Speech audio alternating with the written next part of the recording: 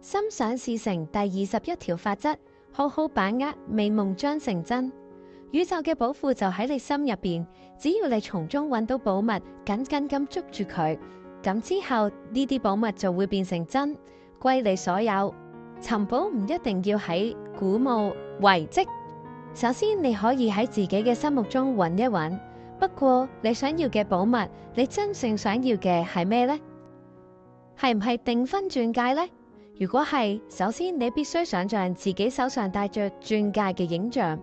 當你反覆睇住呢個影像，你就會獲得潛意識嘅幫助，真正戴上呢個戒指。前幾年喺美國，女性想要揾到理想嘅結婚對象並唔容易，特別係上咗年紀嘅女性更難。我向各位介紹一位75歲嘅寡婦，利用摩菲法則揾到結婚對象嘅例子。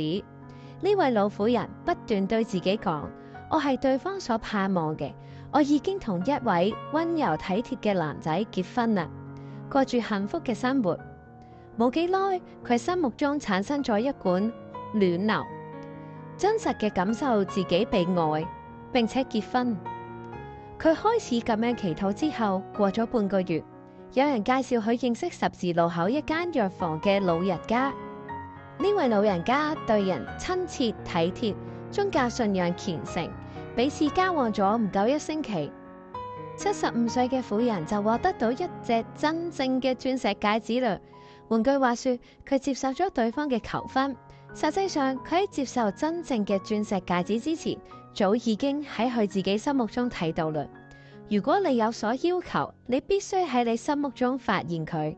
你只要喺你自己心中看清楚想要嘅東西，並且緊緊咁抱住佢。你要一直咁緊抱住佢，直到你感覺到呢一樣嘢真正屬於你為止。如此一來，你嘅願望就會交俾潛意識，並以具體嘅方式被實現。呢個就係潛意識法則。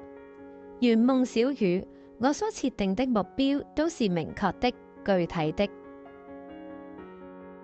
如果你聽完呢條法則有任何心想事成嘅事件發生，記得返嚟留言俾我，仲有 like 同 share 俾大家。